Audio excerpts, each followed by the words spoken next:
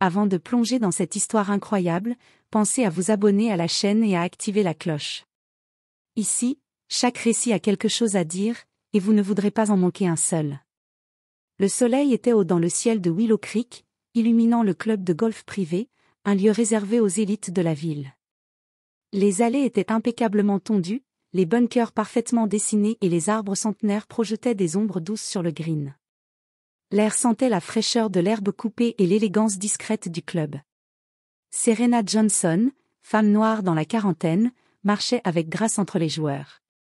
Vêtue d'une tenue de golf blanche et d'un chapeau assorti, elle attirait les regards non pas seulement pour son élégance, mais pour son aura de dignité et de confiance. Serena était respectée par ses amis et connaissances pour son intelligence, son sens de la justice et son intégrité. Ce jour-là, Serena avait décidé de passer un après-midi paisible avec quelques amis proches, profitant d'un moment de détente bien mérité. Le ciel bleu et le chant des oiseaux semblaient annoncer une après-midi ordinaire. Mais dans l'ombre des greens, certains membres du club guettaient. Richard Carrington, homme blanc dans la soixantaine, et son fils Mark, un jeune homme arrogant de 28 ans, observaient Serena avec une hostilité à peine voilée. Leur richesse et leur statut social leur donnaient l'impression qu'ils pouvaient tout se permettre. Depuis l'arrivée de Serena au club, ils nourrissaient un ressentiment, la présence d'une femme noire parmi les privilégiés remettait en question leur sentiment de supériorité. Lorsque Serena s'apprêta à effectuer son dernier coup, Mark Carrington ramassa une balle de golf et la lança avec force vers elle, suivie par d'autres balles de son père et de quelques complices. L'une d'elles frappa Serena au bras, une autre effleura son visage. L'effet de surprise fut total. Serena vacilla légèrement, surprise et blessée. Les rires cruels des hommes blancs résonnaient, tentant de l'humilier publiquement. Pourtant, Serena ne perdit pas son sang-froid. Sa dignité restait intacte, et ses yeux brillaient d'une colère froide, mêlée à la détermination. Elle savait que cet acte était motivé par le racisme et l'arrogance, mais elle refusait de se laisser abattre. À ce moment précis, son téléphone vibra dans sa poche. C'était David Johnson, son mari, entrepreneur influent et milliardaire. David venait de recevoir l'appel de Serena, et ses traits se crispèrent en entendant la description de l'attaque. Loin de paniquer, il sentit sa détermination se transformer en une force implacable. Serena, sa femme, était humiliée. Et il ne laisserait pas ces hommes s'en tirer. Ce qui devait être un après-midi de détente allait se transformer en un moment de justice éclatante, où l'arrogance et le racisme des riches seraient confrontés au pouvoir, à la détermination et à la dignité du couple Johnson.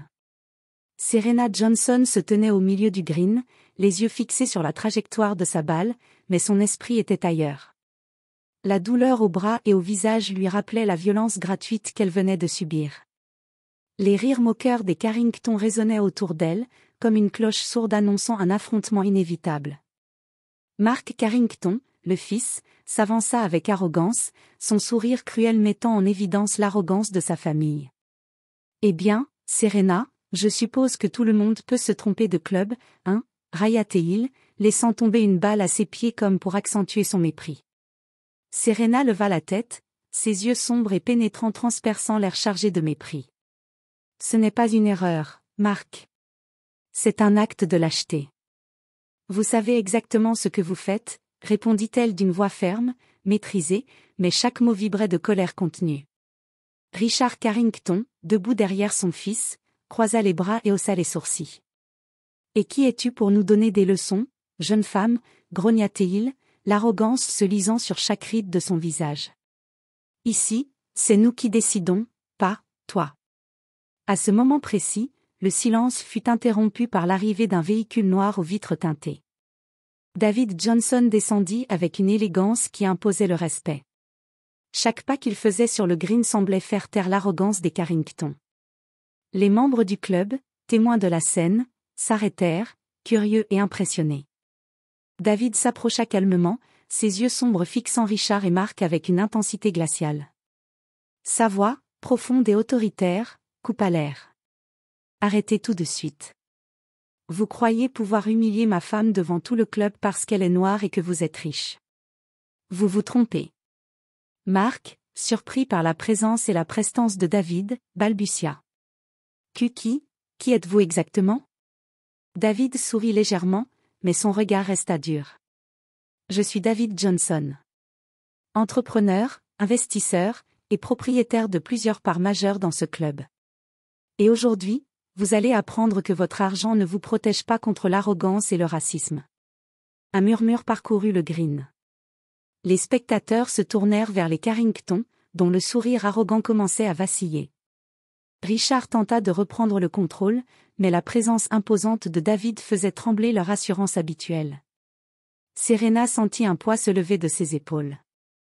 Son mari était là, non seulement pour la protéger, mais pour transformer cette humiliation en une leçon publique de justice. Le vent caressa les arbres autour d'eux, comme pour marquer le début d'un affrontement où l'arrogance et le racisme allaient être confrontés à la dignité, au pouvoir et à la détermination d'un couple uni. Le vent soufflait légèrement, emportant les murmures des membres du club et amplifiant la tension palpable sur le green. David Johnson s'avança d'un pas vers Richard et Mark Carrington, ses yeux sombres et déterminés fixant chacun d'eux. Les Carrington, d'ordinaire 6/2, semblaient soudain minuscules face à la stature imposante de David. « Vous croyez vraiment que vos rires et vos provocations resteraient impunis ?» demanda David, sa voix ferme résonnant sur tout le green. « Vous venez de frapper ma femme avec des balles de golf. Devinez quoi, ici, votre argent et votre statut ne signifient rien. » Richard Carrington toussa nerveusement, essayant de masquer sa peur derrière une arrogance forcée. « Nous ne pensions pas que cela, ce n'était qu'une plaisanterie, balbutia-t-il. David secoua la tête lentement, un sourire froid étirant ses lèvres. « Une plaisanterie » répéta-t-il avec une intonation glaciale. « Laissez-moi vous rappeler ce que cela signifie, vous avez commis un acte de violence et d'humiliation raciale devant tout le club. » Une plaisanterie ? Certainement pas.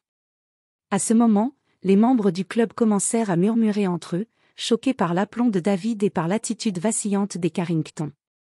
Même certains riches et influents du club, habitués à l'impunité des Carrington, regardaient la scène avec surprise et une pointe de respect pour le courage de Serena et la fermeté de David.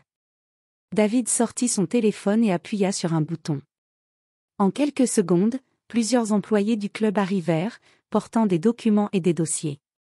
Il fit signe aux Carrington.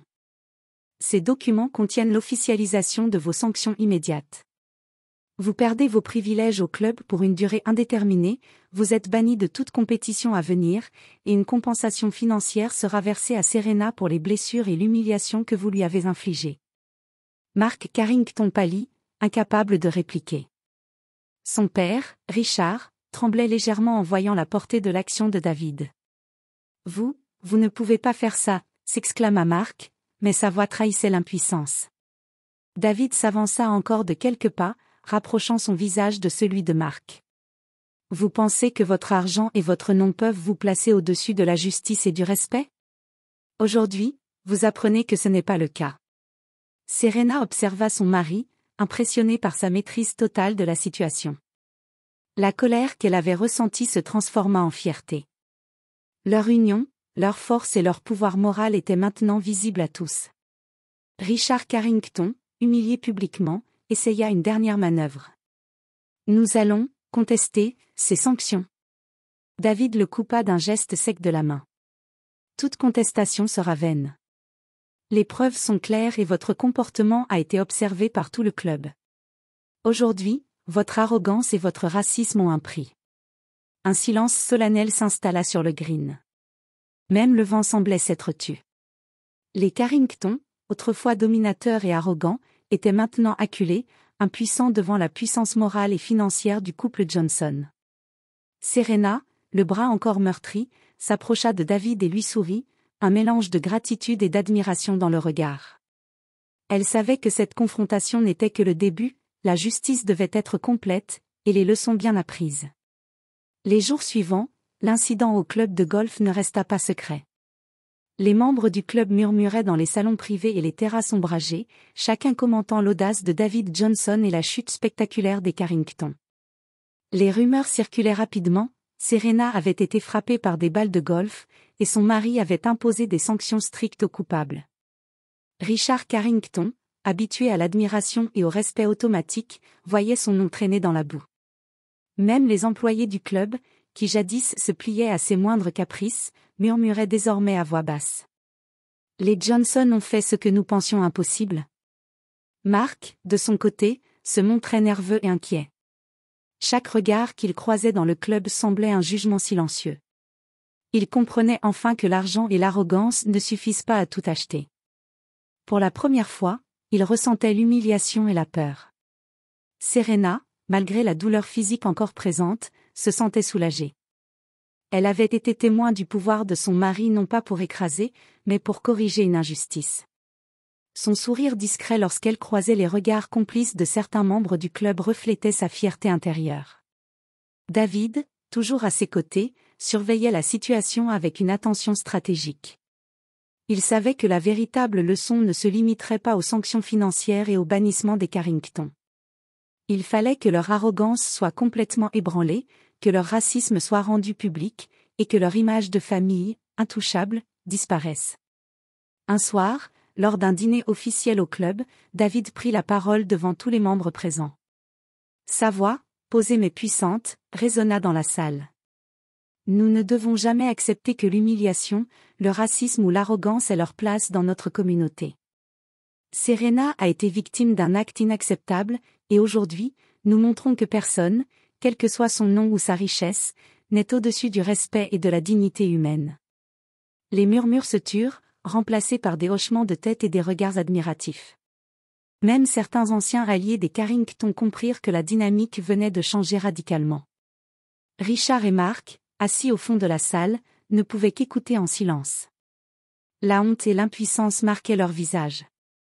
Ils réalisaient que la leçon était loin d'être terminée, la réputation qu'ils avaient construite pendant des décennies commençait à s'effriter, et le regard de la communauté pesait maintenant comme une condamnation morale irrévocable. À l'extérieur, le vent caressait les arbres du club comme pour sceller la fin de leur arrogance. Serena posa sa main sur le bras de David, sentant la force tranquille qui émanait de lui. Elle savait que, désormais, la justice n'était plus seulement un concept, elle avait pris une forme vivante, incarnée par leur union et leur détermination. Et tandis que les Carrington rentraient chez eux ce soir-là, humbles et humiliés, le couple Johnson préparait déjà la suite, une leçon encore plus forte, qui laisserait un souvenir indélébile dans l'esprit de tous ceux qui pensaient que l'argent et le racisme pouvaient tout acheter. Le soleil du lendemain baignait le club de golf d'une lumière dorée, mais l'atmosphère était lourde de tension. Les Carrington, Richard et Mark, savaient qu'ils étaient désormais au centre d'un spectacle dont ils étaient les victimes involontaires. Leurs privilèges, leur arrogance et leur réputation vacillaient sous le poids de la justice que David Johnson s'apprêtait à imposer. David avait organisé une réunion officielle du club, invitant tous les membres à assister à ce qu'il appelait sobrement un rappel des valeurs fondamentales de respect et de dignité. Les chaises étaient disposées autour du green central, et un silence curieux s'installa dès que David s'avança, Serena à ses côtés, calme et majestueuse malgré la douleur physique de la veille. Aujourd'hui, commença David, sa voix résonnant avec autorité, nous n'assistons pas seulement à une discussion sur les règles du club. Nous assistons à un rappel fondamental, personne, quelle que soit sa richesse ou son nom, n'a le droit de rabaisser ou de nuire à autrui. Les Carrington, pâles et mal à l'aise, se tenaient à l'écart. Leurs regards tentaient de chercher une échappatoire, mais David ne laissait aucune marge de manœuvre. Richard et Mark Carrington, continua David, les yeux fixant chacun d'eux, ont récemment décidé de tester la dignité et la patience de ma femme Serena, ici même, en utilisant des balles de golf comme instrument d'humiliation. Je suis ici pour dire que ce comportement est inacceptable et ne sera jamais toléré. Un silence pesant s'installa. Les spectateurs retenaient leur souffle. Certains hochèrent la tête, d'autres murmuraient des approbations discrètes. Les Carrington étaient maintenant pris dans un piège public, sans aucune échappatoire. David tendit alors une enveloppe au responsable du club. Voici les documents officiels. Les Carrington perdent leurs privilèges immédiatement, et une compensation financière sera versée à Serena pour les blessures et l'humiliation subies. Cette décision est irrévocable et sera publiée auprès de tous les membres du club. Mark tenta de protester, sa voix tremblante. C'est exagéré. David fit un pas en avant, son regard perçant. Exagéré ? Les faits sont clairs. Vous avez agressé une femme, humilié la communauté et cru que l'argent pouvait vous protéger. La leçon est juste et nécessaire. Les membres du club commencèrent à applaudir timidement, puis avec plus d'assurance. L'humiliation publique des Carrington était complète. Même leurs alliés les plus proches évitaient de soutenir leur arrogance, comprenant que la force morale et sociale du couple Johnson surpassait tout leur pouvoir financier. Serena, le bras encore meurtri, s'avança légèrement et prononça quelques mots. « Je n'ai jamais cherché à être au centre de ce conflit. Mais aujourd'hui, nous prouvons que la dignité et le respect sont plus puissants que n'importe quelle fortune. » Le murmure approbateur de l'Assemblée se transforma en applaudissements sincères. Les Carrington, désormais acculés et honteux, comprirent que leur arrogance venait de leur coûter bien plus que de l'argent, leur réputation et leur fierté étaient détruites. Le couple Johnson quitta le Green, main dans la main. La leçon publique était donnée, mais David savait que la véritable victoire n'était pas seulement d'imposer des sanctions, elle résidait dans la transformation durable des attitudes et dans l'exemple donné à toute la communauté. Les jours suivants, Richard et Mark Carrington commencèrent à sentir les premières répercussions sociales de leur arrogance. Leurs amis habituels du club évitaient désormais leurs invitations, et certains membres influents leur tournèrent ostensiblement le dos lors des événements sociaux. Même les sponsors et partenaires commerciaux, auparavant prompts à se montrer loyaux, hésitaient à s'associer à eux. Mark, qui aimait se croire intouchable, commençait à ressentir une anxiété qu'il n'avait jamais connue. Chaque coup de téléphone ou message reçu semblait être un rappel de l'humiliation publique. Il surprenait parfois son père, Richard, en train de contempler le Green où tout avait commencé, le visage marqué par la honte et la colère. Un matin, Richard reçut un appel du conseil d'administration du club. « Monsieur Carrington, nous avons examiné vos comportements récents. Vos privilèges sont suspendus indéfiniment et nous recommandons votre retrait des compétitions futures. » Richard, blême, balbutia. « C'est impossible. » Mais le ton ferme du secrétaire ne laissait aucune marge d'interprétation. Les Carrington comprirent enfin que leur richesse et leur statut ne suffisaient pas à les protéger contre le jugement collectif. Pendant ce temps, Serena et David poursuivaient leur routine avec dignité et calme. Serena revenait progressivement au golf, sa présence rappelant à tous le courage et la force morale qu'elle incarnait. David, de son côté, continuait de surveiller l'évolution des conséquences pour les Carrington, s'assurant que la leçon soit complète et durable. La réputation des Carrington commença à s'effriter dans tout Willow Creek. Les réseaux sociaux relayèrent l'histoire, montrant les photos du Green et des sanctions imposées par David. Les commentaires allaient de la solidarité envers Serena à la condamnation du comportement des Carrington. Chaque publication renforçait l'idée que l'arrogance et le racisme avaient un prix. Mark, incapable de supporter la pression, tenta de s'excuser publiquement via une déclaration maladroite. « Je regrette ce qui s'est passé. » Mais ses excuses sonnaient creuses, trop tardives, et l'opinion publique ne lui accorda aucune indulgence. Les membres du club continuèrent à le regarder avec méfiance et distance, un rappel constant que l'humiliation qu'il avait infligée ne disparaîtrait pas facilement. Richard, quant à lui, sombrait dans une colère silencieuse mais consciente de l'inévitabilité de la leçon. Le couple Johnson, par leur calme et leur dignité, avait réussi à inverser les rôles. Désormais, ce n'étaient plus les Carrington qui détenaient le pouvoir social, mais ceux qu'ils avaient tenté de humilier. Serena posa sa main sur celle de David lors d'une promenade sur le Green, le regard rempli de reconnaissance et de fierté. Elle savait que la justice ne se mesurait pas seulement en sanctions financières ou en bannissement, elle résidait dans le respect retrouvé, dans la dignité publique et dans la conscience collective.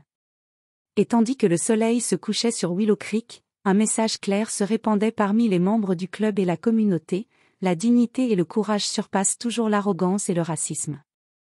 Quelques semaines après l'humiliation publique, Richard et Mark Carrington cherchaient frénétiquement des moyens de restaurer leur image ternie.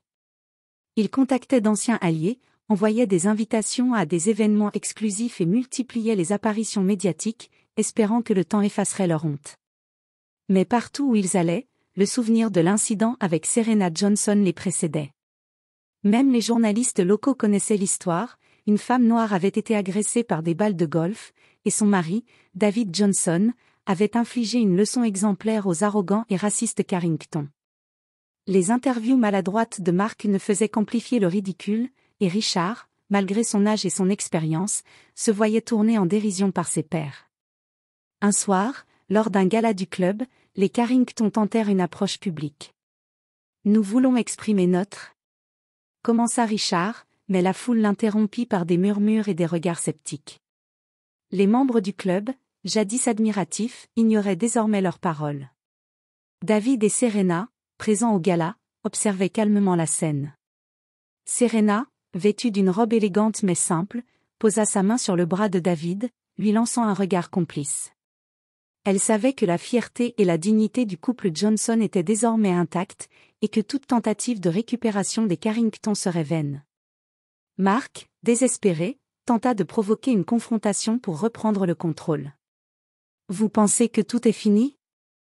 Vous ne savez pas ce que je peux faire, cria-t-il.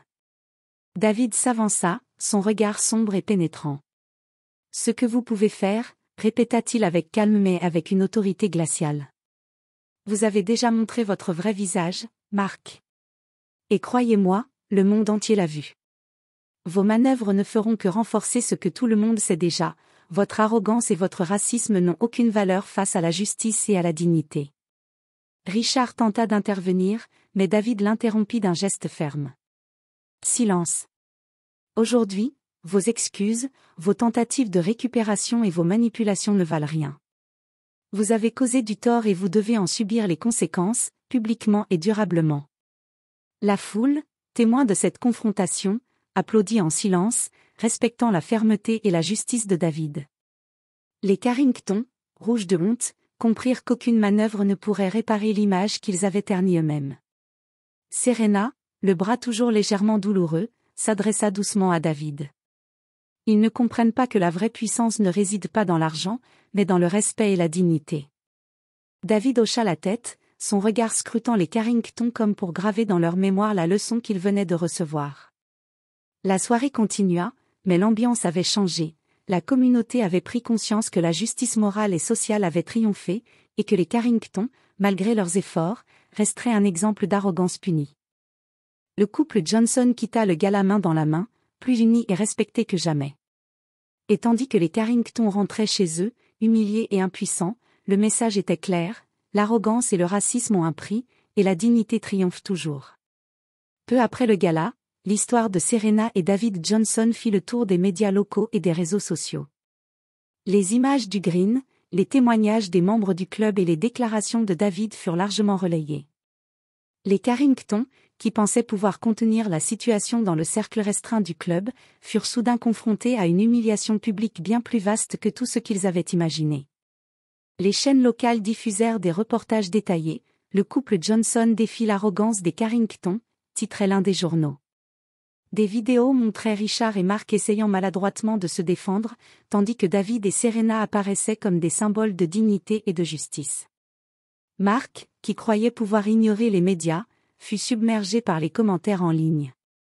Partout, les internautes dénonçaient le comportement raciste et arrogant des Carrington. Certains membres du club eux-mêmes partageaient les articles, reconnaissant publiquement la leçon reçue. Richard, humilié dans le confort de son manoir, ne savait plus comment réagir. Chaque notification sur son téléphone semblait être un rappel de son échec.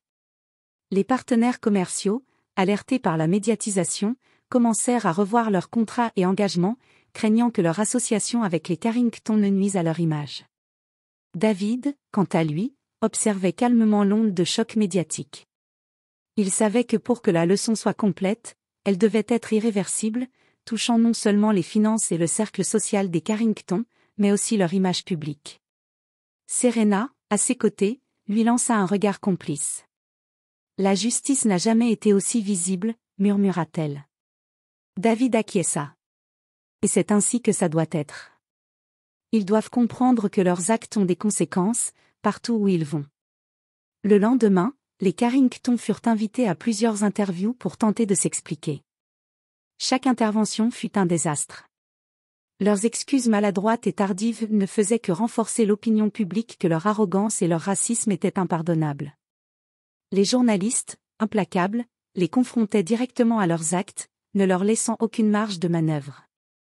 Mark tenta une dernière tentative. Je pensais que c'était une blague. David, présent lors d'une retransmission publique, intervint calmement. Ce n'était pas une blague. C'était une attaque, un acte de racisme et d'arrogance. Et aujourd'hui, le monde entier le sait. Les Carrington, désemparés et humiliés, comprirent que la leçon était totale. Leurs privilèges, leur réputation, leur pouvoir social et même leur image publique étaient désormais sous contrôle du couple Johnson. Ils étaient devenus des symboles de l'arrogance punie. Serena et David quittèrent la scène médiatique main dans la main, leur dignité intacte, leur message clair: la justice morale dépasse toujours la richesse et le pouvoir, et la dignité humaine ne se négocie pas. Quelques semaines après l'humiliation médiatique, Richard et Mark Carrington, frustrés et humiliés, décidèrent de tenter une riposte. Ils pensaient qu'en utilisant leur influence et leurs contacts, ils pourraient regagner une part de leur image ternie. Mais ils étaient loin de se douter que David et Serena Johnson anticiperaient chaque mouvement. Mark tenta d'organiser une soirée privée au club, invitant des membres influents et des journalistes locaux dans l'espoir de redorer son image. Richard, de son côté, publiait des lettres d'excuses maladroites et ambiguës, espérant calmer l'opinion publique. Le soir de la soirée, David et Serena se présentèrent également, non pour participer à l'événement, mais pour observer et contrôler la situation. David, d'un regard circulaire sur l'assemblée, murmura à Serena: « Regarde comment ils essaient de manipuler la perception. Rien de tout cela ne fonctionnera. » Le plan des Carrington échoua rapidement. Les membres du club et les journalistes, désormais bien informés et solidaires de la cause de Serena, refusèrent de prendre au sérieux les excuses et manœuvres des Carrington. Chaque mot maladroit de Richard ou de Mark fut accueilli par des murmures de désapprobation et des regards sceptiques. À un moment, Mark tenta de reprendre la parole devant tout le monde. « Je tiens à clarifier. » David, d'une voix calme mais ferme, l'interrompit. « Il n'y a rien à clarifier, Mark. Vos actes parlent pour vous. Et ce que le monde a vu ne peut être effacé par des excuses tardives ou des tentatives de manipulation. » Richard, rouge de colère et d'humiliation, tenta de protester, mais Serena lui fit face, le regardant droit dans les yeux. « Vous pensiez pouvoir humilier ma famille et vous en sortir? Aujourd'hui, vous comprenez enfin que le respect ne s'achète pas avec de l'argent. » La soirée se transforma en un désastre pour les Carrington. Les invités les évitaient, certains quittaient la salle discrètement, et les journalistes documentaient chaque moment de gêne. La tentative de riposte se retourna contre eux, rendant la leçon encore plus publique et irréversible. À la fin de la soirée, David et Serena quittèrent le club, main dans la main, confiant que justice avait été rendue non seulement par la loi morale mais aussi par la perception sociale. Les Carrington restaient seuls, humiliés et impuissants, réalisant que leur arrogance et leur racisme leur avaient coûté bien plus que de l'argent, ils avaient perdu le respect et la crédibilité. Sur le chemin du retour, Serena posa sa main sur celle de David. Ils n'apprendront jamais. Mais au moins, le monde entier a vu ce qui est juste. David acquiesça, le regard tourné vers le ciel. Et c'est tout ce qui compte. La dignité et le respect triomphent toujours, peu importe leur argent ou leur arrogance. Malgré les défaites successives, Richard et Mark Carrington refusaient de reconnaître leur échec. Convaincus que l'argent pouvait encore racheter leur image, ils organisèrent un gala somptueux en plein centre-ville, invitant les élites de Willow Creek et de la région, espérant retourner la situation à leur avantage. Le couple Johnson, informé de la manœuvre, décida de se rendre également au gala. Mais cette fois, il ne venait pas seulement observer, David avait préparé une stratégie pour que l'arrogance et le racisme des Carrington soient exposés devant tout le monde, une leçon finale et irréversible. Lorsque Richard et Mark prirent la parole pour s'excuser et se présenter comme des bienfaiteurs repentants, David s'avança lentement sur la scène. Sa voix, calme mais puissante, coupa l'assemblée. « Mesdames et messieurs, permettez-moi de clarifier certaines choses. Hier, ces hommes ont cru pouvoir humilier ma femme avec arrogance et racisme. Aujourd'hui, ils tentent encore de manipuler l'opinion publique. Mais l'histoire est claire et les faits irréfutables. » Un murmure parcourut la salle. Tous les invités, surpris et attentifs, regardaient David et Serena. Richard tenta de reprendre la parole. Nous avons changé. David leva la main pour l'arrêter. Vous n'avez pas changé. Vos paroles sont vides et tardives. Le respect ne se réclame pas, il se mérite. Et vous l'avez perdu ce jour-là. Serena, le bras légèrement meurtri mais la posture majestueuse, ajouta. L'arrogance et le racisme ont un prix. Vous avez appris ce prix. Et cette leçon est maintenant gravée dans le cœur de tous ceux présents ici. Les invités, impressionnés par le courage et la dignité du couple Johnson, applaudirent. Les Carrington, humiliés devant la haute société et les médias présents, ne purent que baisser les yeux. Leur dernière tentative de récupération échouait complètement. Mark tenta un geste désespéré, mais David le fixait avec un calme glacial. Chaque tentative que vous ferez désormais sera vue à travers le prisme de votre arrogance passée. Vous êtes responsable de vos actes, et il est trop tard pour inverser cela. À la fin du gala, la leçon des Johnson était claire et totale. Les Carrington, autrefois puissants et arrogants, étaient désormais réduits à l'humilité et à la honte, victimes de leur propre comportement. Alors que les lumières du centre-ville s'éteignaient, David et Serena marchaient côte à côte, sereins et fiers.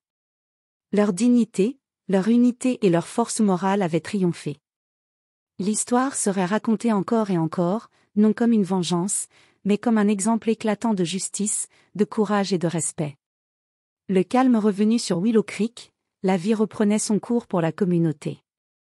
Mais l'histoire des Johnson et des Carrington restait dans toutes les mémoires. Le club de golf, autrefois symbole de l'arrogance des élites, était désormais marqué par la leçon de dignité et de respect imposée par David et Serena Johnson. Les Carrington, humiliés publiquement et socialement, avaient disparu des événements de la ville. Richard et Mark tentaient encore de recoller les morceaux de leur réputation, mais leurs efforts étaient vains. Leur arrogance et leur racisme avaient laissé des traces indélébiles, et le monde savait désormais que l'argent ne pouvait acheter ni respect ni moralité. David et Serena, eux, continuaient leur vie avec calme et élégance. Serena reprenait ses parties de golf avec sérénité, chaque swing rappelant à tous la force et la dignité qu'elle incarnait. David, discret mais influent, veillait toujours à ce que justice et équité soient respectées, dans chaque sphère où ils évoluaient.